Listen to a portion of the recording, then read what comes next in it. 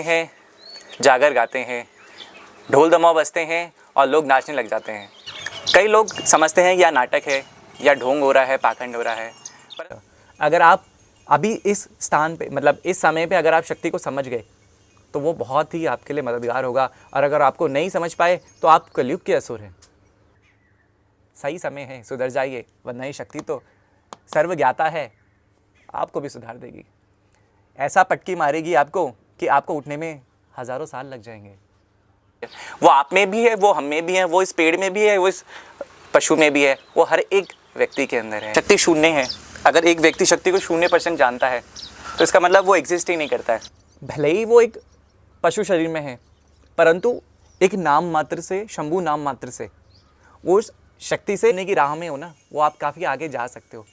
अभी यही सही समय है शक्ति से जुड़ने का। ओम नमः शिवाय। मंडान लगते हैं, जागर गाते हैं, ढोल दमाव बजते हैं और लोग नाचने लग जाते हैं। अगर आप उत्तराखंड की भूमि से हैं तो आपने देखा होगा हर ग्राम में, हर क्षेत्र में मंडान लगाए जाते हैं और देवता को नचाया जाता है, माता की शक्ति के गीत गाए जाते हैं। तो आपने ये सब देखा होगा, जाना होगा। कई लोगों को भ्रम रहता है कि ये ढोंग है, पाखंड है, परंतु हम आज एक साइंटिफिक वे में, एक लॉजिकल वे में समझते हैं कि शक्ति क्या है, किस प्रकार से इसका संचार होता है, किस प्रकार से उसका कनेक्शन व्यक्तियों के साथ होता है और किस प्रकार से मंडान में लोग नाचते हैं। अगर हमें जानना है कि शक्ति का संचार किस प्रकार से हो रहा है तो हमें पहले शक्ति को जानने की आवश्यकता पड़ेगी। शक्ति क्या है? शक्ति की कोई डेफिनेशन नहीं है, कोई परिभाषा नहीं है, क्योंकि वो तो सर्वव्यापी है, पूरे ब्रह्मांड में है। ब्रह्मांड उसी से है और वो पूरे ब्रह्मांड में भी है। वो आप में भी है, वो हम में भी है, वो इस पेड़ में भी है, वो इस पशु में भी है, वो हर एक व्यक्ति के अंदर है। अब वो हर एक व्यक्ति के अंदर है तो एक व्यक्ति मंडान में नाच रहा है और एक व्यक्ति कह रहा है कि ये ढोंग है, तो ऐसा क्यों हो रहा है?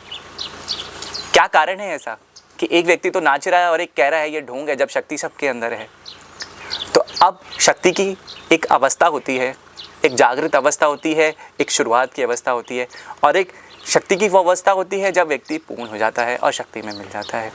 शक्ति एक बिंदु भी है, शक्ति एक प्रकाश का केंद्र भी है, शक्ति एक अधूरा ज्ञान भी है, वो पूर्ण ज्ञान भी है। शक्ति एक रेखा भी हो सकती है, वह एक घेरा भी हो सकता है, वह त्रिकोण भी हो सकता है, वह एक रेक्टेंगल भी हो सकता है। तो शक्ति के जो प्रकार है वो अनेक हैं। शक्ति एक ब्लैक होल की तरह है जिसके चारों तरफ ऊर्जा का संचार हो रहा है और जो ऊर्जा का केंद्र है ये पॉजिटिव भी है और नेगेटिव भी है। ये अच्छा भी हो सकता है, ये बुरा भी हो सकता है, परंतु जो उसकी बुराई है वो इस प्रकार से है कि वो कभी उसमें प्रभाव नहीं डाल सकती। अगर इसकी बुराई जो है वो कभी इसमें प्रभाव नहीं डाल सकती, परंतु वो मौजूद है वातावरण में, वो यूनिवर्स में मौजूद है। इसीलिए एक व्यक्ति है और एक दूसरा व्यक्ति है। एक व्यक्ति अच्छा भी है और बुरा भी है, परंतु जो उसके बुरे भाव हैं वो प्रकट नहीं होते, अच्छे भाव उसके अंदर प्रकट होते हैं। दूसरा व्यक्ति है, उसके अंदर भी दोनों भाव हैं शक्ति के, अच्छे भाव भी हैं, बुरे भाव भी हैं, परंतु उसके अंदर बुरे भाव प्रकट हो रहे हैं। उसके बाद एक तीसरा व्यक्ति है। तीसरा व्यक्ति है, ना वो अच्छे भाव प्रकट कर रहा है ना वो बुरे भाव प्रकट कर रहा है, परंतु वो एक दोनों के संतुलन में है, वो एक केंद्र में है, मीडियम में है एक। तो जब हम इस मीडियम में आने लगते हैं, एक बिंदु में आने लगते हैं, एक केंद्र में आने लगते हैं, तो शक्ति का जो संचार है वो हम पे पहुंचने लगता है। तो हम ये समझ सकते हैं कि अगर इंसान बुरा है या अच्छा है, अच्छाई अधिक होने पर भी और बुराई अधिक होने पर भी हम शक्ति को नहीं पा सकते। हमें एक संतुलन में आना है, हमें एक केंद्र में आना है ताकि हम शक्ति से जुड़ पाए। हमारे पास एक व्यक्ति है, दूसरा व्यक्ति है, तीसरा व्यक्ति है और एक चौथा व्यक्ति है जो कहता है ये पाखंड है, ढोंग है और ये सच्चाई नहीं है, ठीक है। परंतु जितने भी चारों व्यक्ति हैं इन सब के अंदर शक्ति वास करती है, क्योंकि हमने ये समझा है शक्ति तो कण कण में है, हर एक तत्व शक्ति से जुड़ा है। तो ऐसा क्या है कि जो ये तीन व्यक्ति हैं जब ये मंडान लगने पे थिरक रहे हैं, नाच रहे हैं या शक्ति का आह्वान कर रहे हैं जब, तो शक्ति इन पे आ रही है और जो चौथे व्यक्ति पे नहीं आ रही है, जो कह रहा है ढोंग है, तो अब हम समझते हैं उसको। पहला जो व्यक्ति है, अब उसके अंदर जब शक्ति का संचार हुआ तो वो कितने % हुआ, वो जो शक्ति को जानने का जो ये रास्ता है ना प्लस माइनस वाला, किस लेवल तक पहुंचा है, उस पे सब डिसाइड करता है। ये जो पहला व्यक्ति है ये कितना % उस शक्ति को जान चुका है, दूसरा कितना % जान चुका है, तीसरे को कितना बोध हुआ है और चौथे को तो बोध बिल्कुल नहीं हुआ है, इसलिए वो कह रहे हो पाखंड है।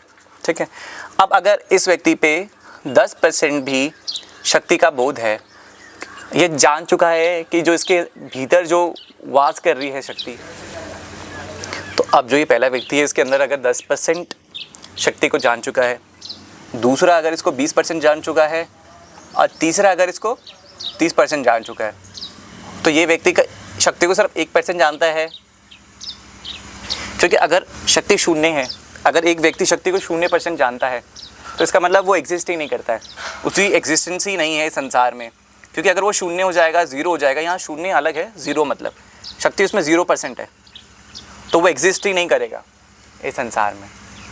तो अगर कोई बहुत बुरा व्यक्ति भी है, कोई ऐसा व्यक्ति है जो ढोंग कह रहा है, पाखंड कह रहा है उसको, उसके अंदर भी शक्ति का वास कहीं ना कहीं 1% होगा या 0.1% होगा।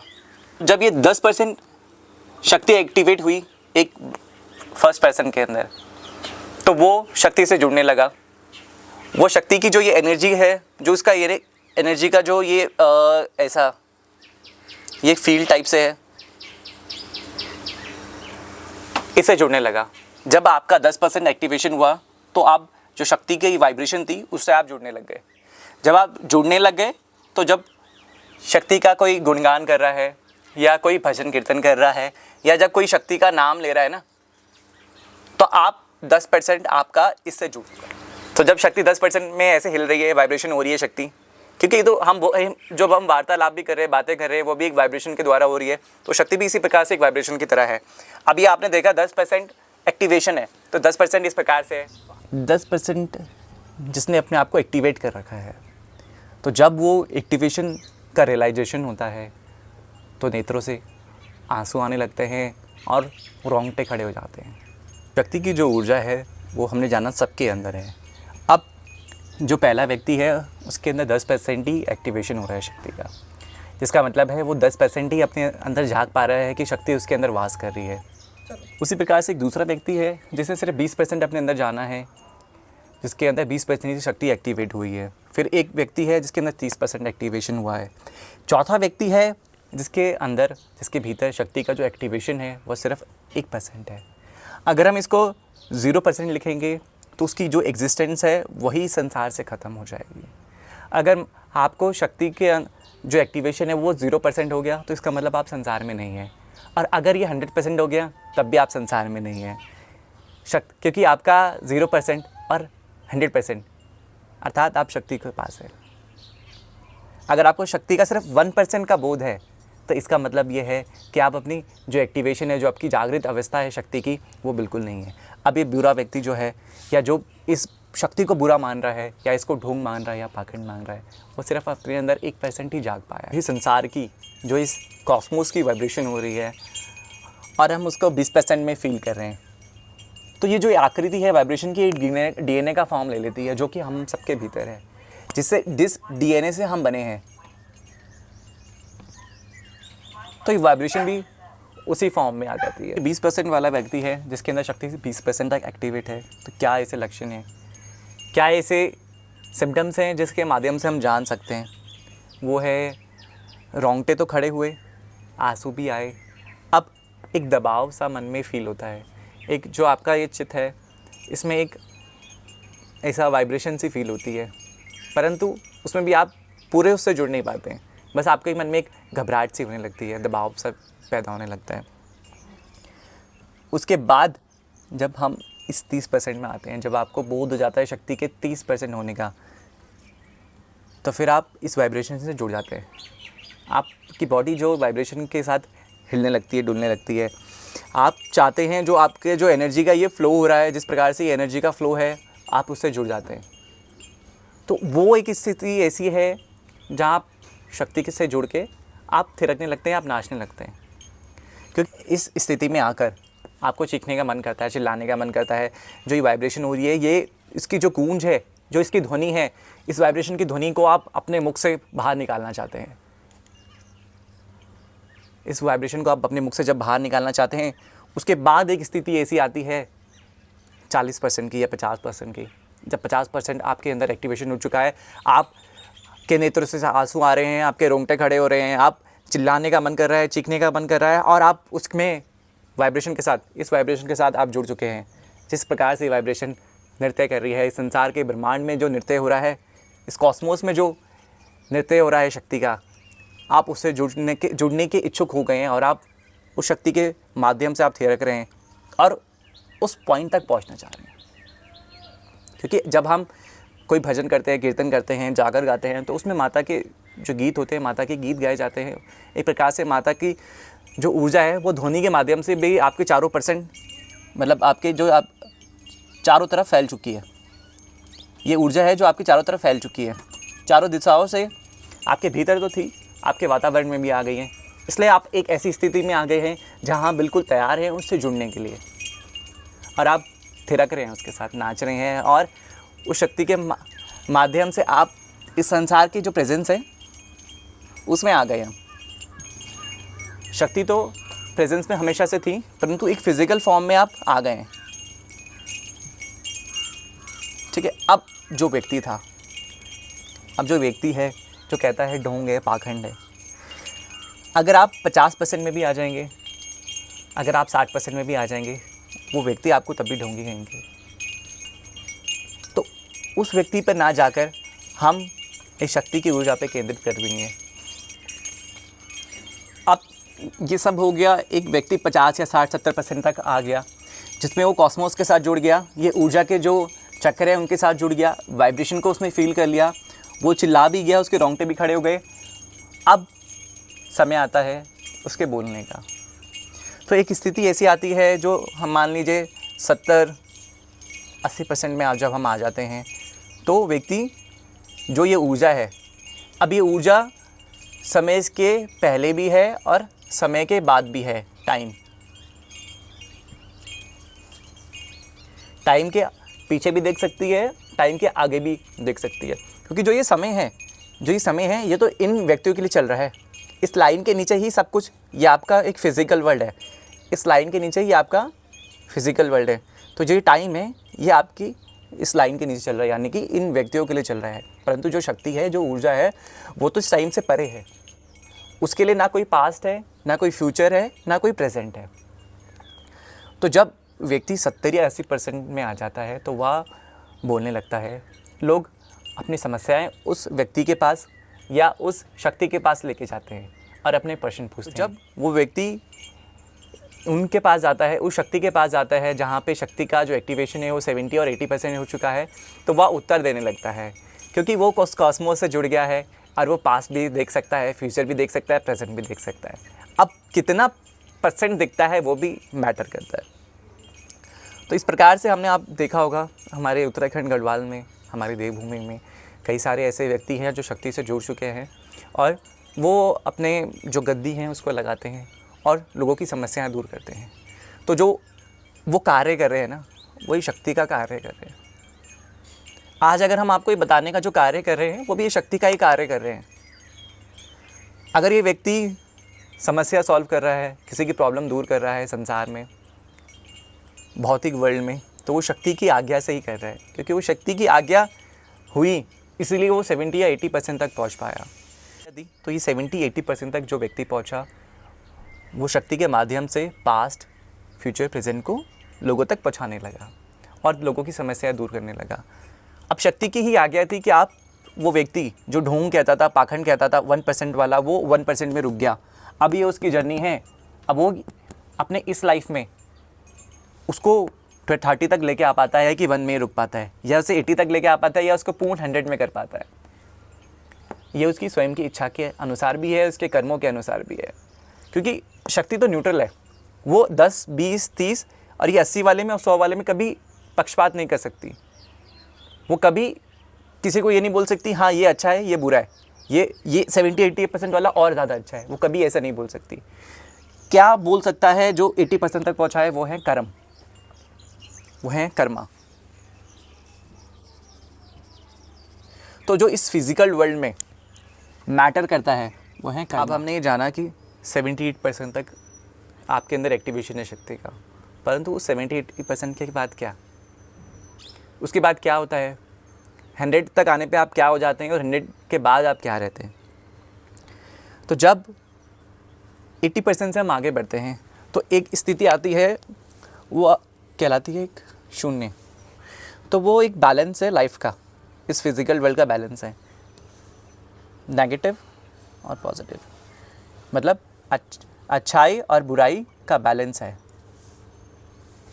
जब आप इस 80% से आगे चले जाते हो तो आप इस बैलेंस में आ जाते हो, जहां आप बुराई की तरफ नहीं बढ़ते, जहां आप अच्छाई की तरफ नहीं बढ़ते।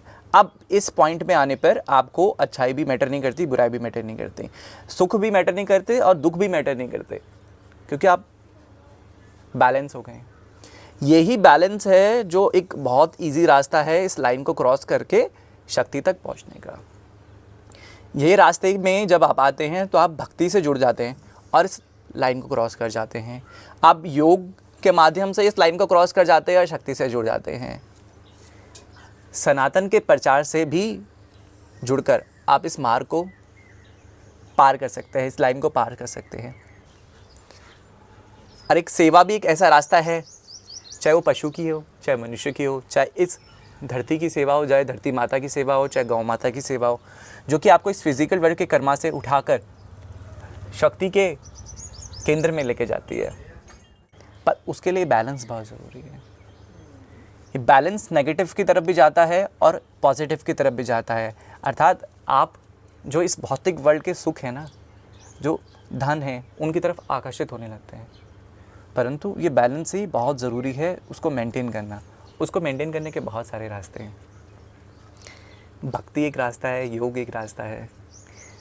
फिर जब आप इस पॉइंट में आने लगते हैं ना, तो ये संसार की जितनी भी चीज़ें हैं, ये ऊपर जितनी भी चीज़ें हो रही है ना, ये आपको मैटर नहीं करती। आपके लिए सिर्फ ये पॉइंट है एक शक्ति का, ये वाइब्रेशन आपके लिए है, ये शक्ति आपके लिए है। पॉजिटिव और नेगेटिव, नेगेटिव पॉजिटिव, आप इससे आप आगे बढ़ चुके हो। अब आपको फ़र्क नहीं पड़ रहा है किसी की अच्छाई से। अगर लोग आपके बारे में बुरी बात भी कह रहे हैं ना, या आपकी बुराई भी कर रहे हैं, तब भी आप खुश हो। अगर आप कि कोई बहुत ज़्यादा तारीफ़ कर रहा है, आपके काम की कोई बहुत ज़्यादा तारीफ़ कर रहा है, आप तब भी खुश हो, क्योंकि आप इस पॉइंट में आ गए हो। जिस दिन आप 100% हो जाएंगे तो आप समझ लेगा आप यहाँ पे पहुँच जाएंगे, यानी कि शक्ति के जो केंद्र है उसमें पहुँच जाएंगे। सिंपल भाषा में अगर हम उनको समझाएं तो यही मोक्ष है। फिज़िकल वर्ल्ड को आपने छोड़ दिया है, अच्छाई बुराई क्या थी, कर्मा क्या थे, वो आपने छोड़ दिए हैं। अगर आप कर्मा की साइकिल में रहेंगे फंसे हुए, तो आप इस फिज़िकल वर्ल्ड में रहेंगे। ये आपका एक फिज़िकल वर्ल्ड है, ये आपका एक कॉस्मोस है। आप कॉस्मोस में जुड़ गए हैं, आप शक्ति से जुड़ गए हैं, आप 100% हो गए हैं, आप पूर्ण हो गए हैं। आप शक्ति की जो ये ऊर्जा है, इसकी वाइब्रेशन से आप जुड़ चुके हैं। वो ही मोक्ष है, वो ही एक अंतिम रास्ता है जो ये 1% वाले को करना है, जो एक राक्षस प्रवृत्ति वाले को भी करना है, जो एक टेररिस्ट है उसको भी करना है। अब ये कितने समय में करे, करोड़ों साल में करे, हज़ारों वर्ष में करे, या वो इस भौतिक वर्ल्ड में ही फंसा रहे, वो उसकी एक स्वयं की इच्छा और स्वयं के कर्म है।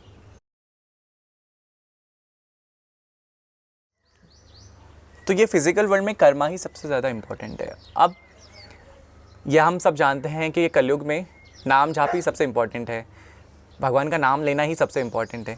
तो आप ये समझिए, जब हम इसको बार बार शंभू बोल रहे हैं, तो वो उसके लिए भी और हमारे लिए भी, उसके कर्मा के लिए और हमारे कर्मा के लिए भी कितना इम्पोर्टेंट है कि हम बार बार शिव शिव शिव या शंभू शंभू या श्यामा श्यामा नाम जप रहे हैं।